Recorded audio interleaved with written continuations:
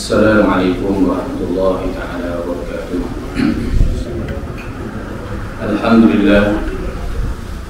Alhamdulillahil akmalad-din wa atamma ala ni'mah wa radina lil islam dinan. Ashhadu an la ilaha illallah al-malikul haqqul mubin wa ashhadu anna Muhammadan 'abduhu wa rasuluhu as-sadiqul masduqin. Salatan wa salaman ala ibadihi istafa sallallahu alaihi wasallam alaihim ajma'in. Wa fahamna Sulaiman kullam atayna hukma wa ilma wa sakhana ma'a dawla al-jibal subhanahu kunna fa'ilin. Ya hayy ya qayyum ya Musa wa Harun ya Ibrahim ya Muhammadin sallallahu alaihi ajma'in. Allahumma zurna fahma wa hikmata wal 'amla asbih ya rahimin. اللهم افتح لنا فتوح العارفين وزرنا فم النبيين والعلماء العاملين حسن المرسلين وإمام المتقين برحمتك يا أرحم الراحمين. Alhamdulillah syukur kita kepada Allah Subhanahu wa taala dengan rahmatnya dan rahmatnya, khususnya nikmat iman dan Islam. Kita dapat duduk dalam kebaikan rahmat Allah Subhanahu wa taala. Alhamdulillah bi ni'matihi dan musalihat. Pagi ini kita sambung kita ini oleh al-muallif rahimahullah taala wa nafa'ana bi 'ulumihi wa 'ulumina fid darain ya rabbal alamin.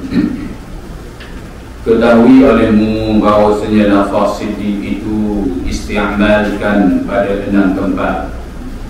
Qala musannif rahimahullah taala. Jadi musannif kita ni Syekh bersama Pak Imbal ini dia nak cerita berkaitan dengan siddiq pula, yang mana dia sebut al-fasl as-sadis fil ikhlas wa sidq. Pasal yang ke-6 ni suatu perceraian menceritakan tentang ikhlas dan begitu juga sidq, itu benar. Lalu dia menyatakan ketahui olehmu, yakni orang-orang yang salih, orang-orang yang nak menjalan hati ke haratillah, orang-orang yang sentiasa nak memburu redha Allah, orang-orang yang sentiasa membuang di dalam diri itu ariyah, yakni kotoran jiwa rohani. Maka apa perlu dia ketahui?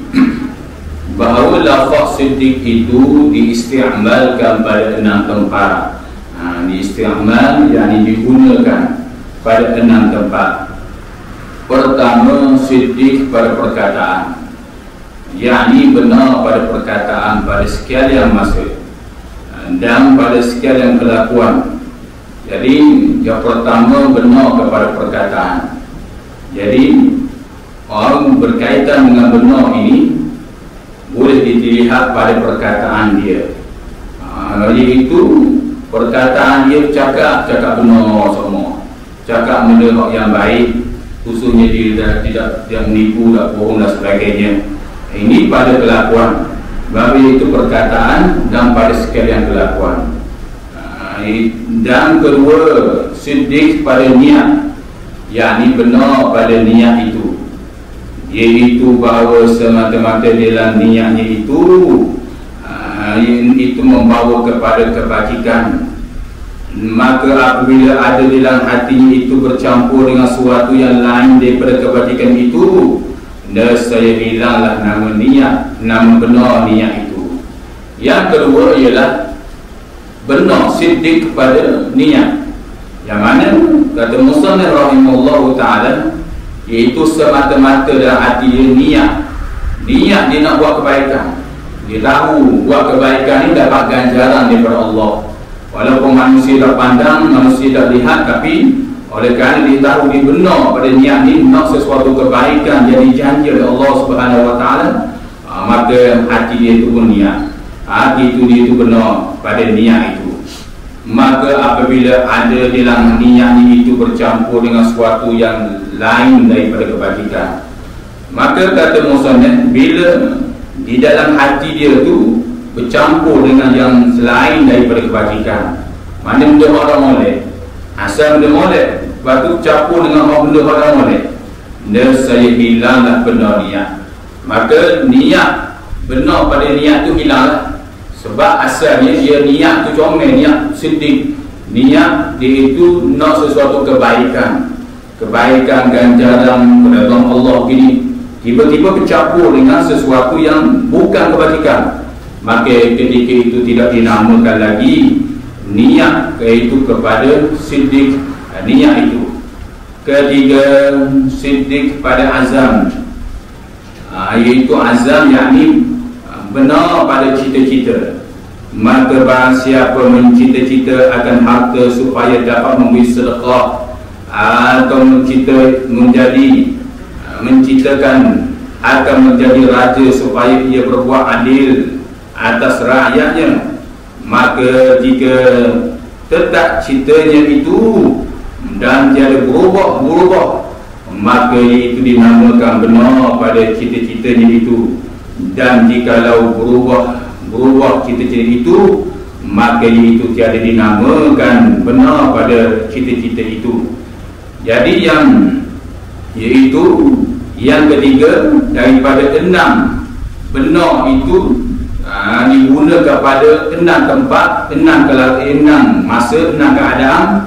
Yang ketiga ialah siddiq pada azam, cita-cita dia tu mana. Maka barang siapa yang mencita-cita akan harta, dia mencita-cita nak cari harta ni untuk tujuan bersedekah, itu benar niat dia tu, maka itu comel niat dia tu. Atau dia nak menjadi raja, yakni menjadi raja di sini yakni pemimpin.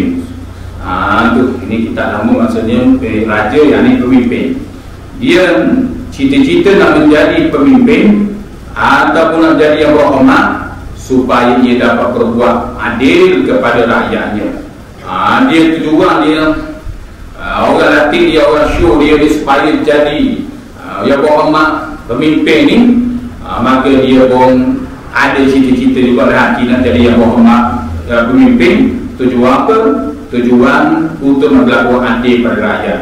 Dia tahu pemimpin yang ada tidak berlaku adil pada rakyatnya, maka dia kata dia akulah. Kebetulan orang bagi pada dia, orang cadang pada dia pula, maka cita-cita itu benar pada cita-cita. Itu tak ada masalah. Itu yang disebut oleh Musannif rahimahullah ta'ala. Maka jika tetap citanya itu dan tiada berubah, maka tiada dinamakan benar pada cita-citanya.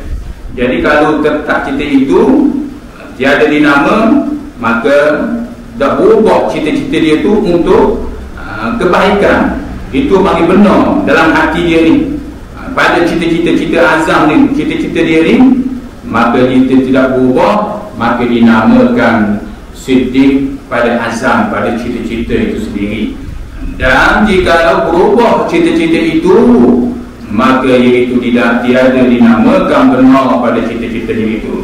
Jadi kalau tujuan dia cari harta dan sebagainya bukan kerana untuk kebaikan, bersedekah dan sebagainya, ataupun dia nak menjadi pemimpin yang berhormat dan sebagainya, bukan kerana kebaikan seperti nak berlaku adil kepada orang ramai, maka itu bukan benar pada cita-cita.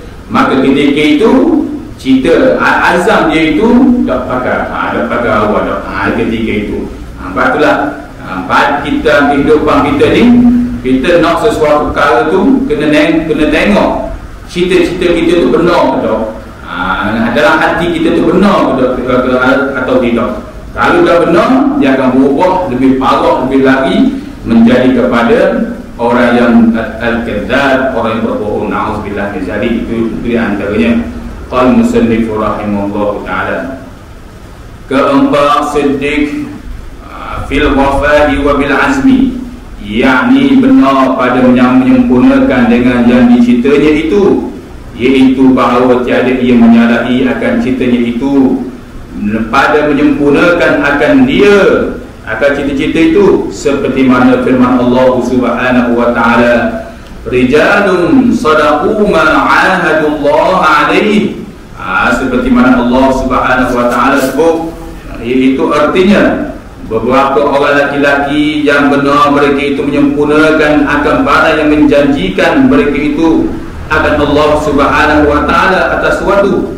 Jadi antara lagi sedih pada benar pada menyempurnakan cerita ini, pada janji ini. Yang mana yang keempat, musannaf buat mari dalil ayat Al-Quran surah Al-Ahzab ayat yang ke-23, yang mana ayat dia minal mu'minina rijalun sadaqu ma 'ahadullah 'alaihi faminhum man qada nahbahu wa minhum man yantazir wa ma badalu tabdila. Allah menyatakan di antara orang mukmin itu ada yang menepati apa yang telah mereka janjikan kepada Allah Subhanahu wa taala. Apa yang Allah janji pada dia, maka dia menepati. Dia tahu Allah janji syurga, Allah janji ganjaran pahala itu pahala ini, maka dia menepati sungguh apa Allah Taala janji. Dia percaya sungguh, keyakinan, keimanan, percaya sungguh. Itu faminhum man qada nahba, dan yang itu di antara mereka ada yang gugur syahid. Mana? Itu dalam peperangan Ahzab ni, surah Al-Ahzab, ada di kalangan mereka ni mati gugur syahid kerana tahu janji-janji Allah itu benar. Dia tengok macam-macam pokok mujahidin, orang-orang mujahidin yang mati seperti Palestin di mana pejuang-pejuang tu, dia tahu janji-janji Allah itu adalah benar sama sekali. Wa minhum may yantazir, dan di kalangan mereka ada yang masih tunggu lagi. Dia tunggu macam mana? Nak dapat ganjaran di sisi Allah, suatu pembalasan yang sangat baik daripada Allah, maka dia buat kebaikan itu, dia buat sunat itu, kebaikan itu, macam-macam kebaikan dia buat. Dia tahu janji Allah itu sangat benar sama sekali. Wa ma badalu tabdila, maka kata Allah, mereka ini iaitu dan mereka sedikit pun tidak mengubah janjinya. Orang beriman minal mukminin ini, daripada mukminin ini, dia tidak akan mengubah janji-janjinya. Ini disebut oleh Rasulullah SAW. Maka sebaliknya, kalau orang berubah janji dia berjanji macam-macam kepada manusia, tiba-tiba berubah janji itu, kata Imam Subuki, itu orang munafik. Na'udzubillah min dzalik. Itu sebab berdalilkan sebuah hadis Nabi SAW daripada Abi Umamah menceritakan qala Rasulullah SAW, yutba'ul mu'minun 'ala al-khilal kullaha illa al-khiyana wal kadhiba.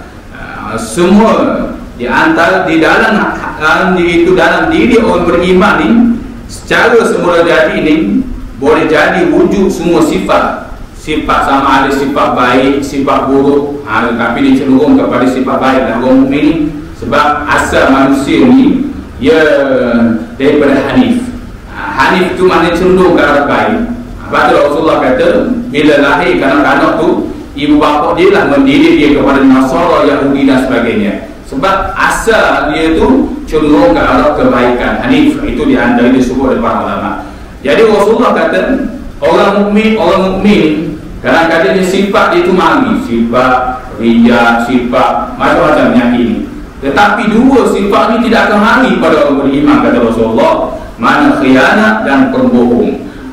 Itu kerana sifat pembohong itu adalah sifat orang munafik. Pernah suatu hari Safwan bin Sulaim, orang sahabat daripada Rasulullah SAW, dia menyatakan annahu qala qila li Rasulillah sallallahu alaihi wasallam ayakuna al-mu'minun jabanan, faqala na'am, faqila ayakuna al-mu'minun bakhilan, qala na'am, faqila ya Rasulullah ayakuna al-mu'minu kadzaban, qala la, kata Rasulullah. Rawahu Tirmidzi wa Sahih al-Hakim. Daripada Safwan bin Sulaim menceritakan suatu hari ada orang mari bertanya kepada Rasulullah SAW, ya Rasulullah, adakah kepada orang mukmin ini dia boleh jadi pengecut? Kata Rasulullah, ya, orang mukmin ini kadang-kadang dia jadi pengecut. Itu ibadat comel dah rajin sangat, tapi nak pengecut, nak menyatakan suatu kebenaran orang, dia boleh. Tu buat kebaikan comel dah, tapi itu ada sifat pengecut ni. Dan dia bertanya pada Rasulullah, ya Rasulullah, adakah orang mukmin ni boleh jadi sifat batin? Kata Rasulullah, nah. Dia Rasulullah kata, dia orang mukmin, kata Rasulullah, boleh jadi mari juga sifat itu. buat ibadat comel dah, tapi jenis ada sifat bakhil kedekut juga ni. Comel dah ibadat, buat semayang gini macam-macam, tapi jenis ada sifat bakhil. Ini sifat orang molek kata Rasulullah SAW. Bila begitu para sahabat pun tanya, ada orang tanya sahabat, tanya Rasulullah, ayakunul mu'minu kadzaban? Ya Rasulullah, adakah orang mukmin itu dia berlaku pembohongan, berdusta, cakap sikit bohong Rasulullah? Ada itu Rasulullah? Maka Rasulullah kata tidak akan berlaku. Orang mukmin ni walaupun sifat-sifat lain boleh mari pada dia, sifat utuh-utuh ni orang molek mari, tapi dia boleh kembali sifat yang baik mula. Tapi sifat kazab ni, sifat pembohong ni tak akan ada pada orang mukmin. Maka sebaliknya, sesiapa yang ada sifat pembohong itu kata para ulama, itulah sifat orang munafik. Tu dia janji macam-macam jenis janji, dia buat perkara-perkara pada saudara dia, antu hadith akhada walakal sadq. Dia janji menceritakan sesuatu kebaikan ini kepada orang, tiba-tiba orang percaya. Itulah seburuk-buruk kabura ala khiyanah, itu sebesar-besar keburukan kata Rasulullah SAW. Sebab itu sifat orang munafik. Na'udzubillah min zalik. Ini yang disebut oleh Rasulullah SAW. Jadi sebab itulah di kalangan orang beriman ni, bila mereka ini janji, dan bila Allah Subhanahu Wa Taala menjanjikan sesuatu kebaikan bagi mereka tunai janji Allah Subhanahu Wa Taala.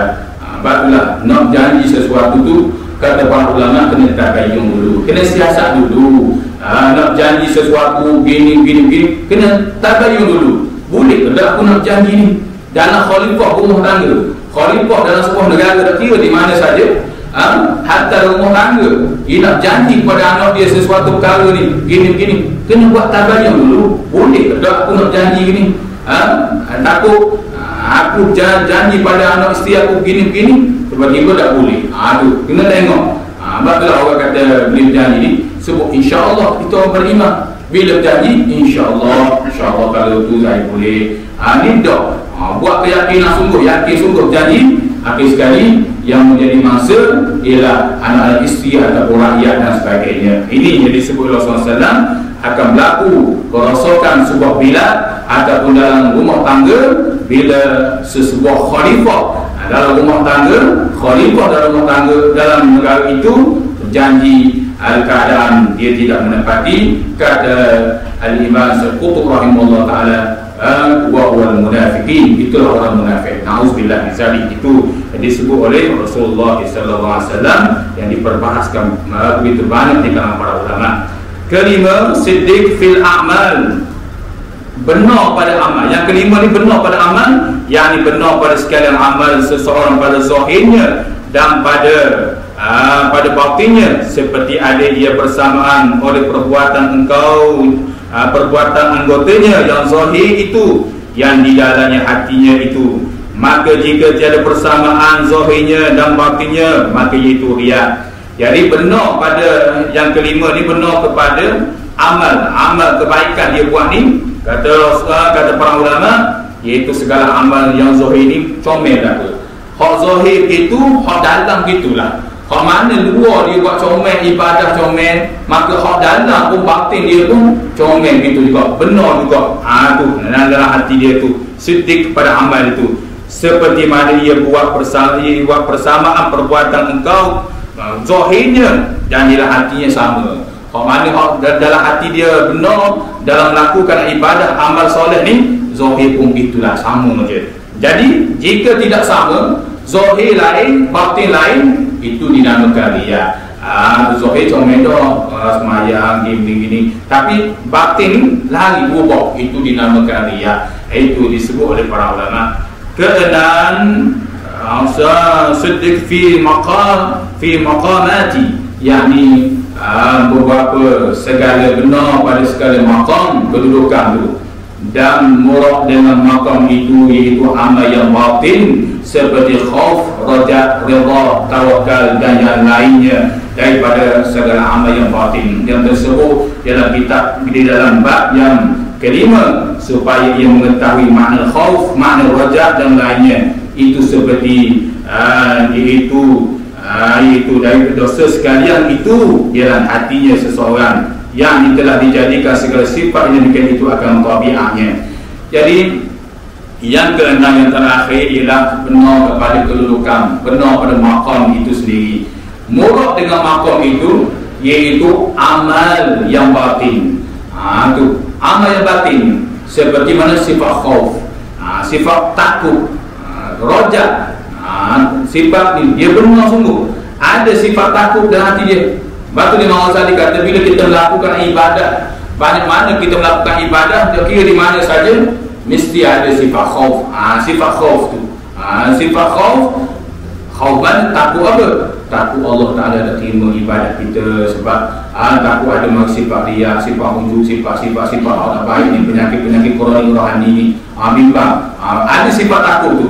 Yang kedua, rojak dari Imam Ghazali, dalam kita mengerjakan ibadah kepada Allah di bulan Ramadan ke ataupun di bulan di mana saja, maka mesti ada sifat rojak, sentiasa harap kepada Allah. Kita buat benar rela ibadah siang dan malam gini, maka dia ada sifat rojak, harap kita dengan Allah supaya Allah terima itu segala ibadah kita ni. Itu di antaranya. Jadi ini amal yang batin. Begitu juga redha, sifat redha itu amal yang batin juga. Tawakal, dan begitu juga sifat tawakal. Dia akan cerita balik sebab lepas bawah ini. Amal yang batin yang tersebut dalam bab yang kelima itu akan dibahas, iaitu seperti mengetahui makna khauf. Dia akan cerita sifat khauf itu apa, takut, dan makna rojak, harap, sentiasa ada sifat harap dengan Allah Subhanahu Wa Taala.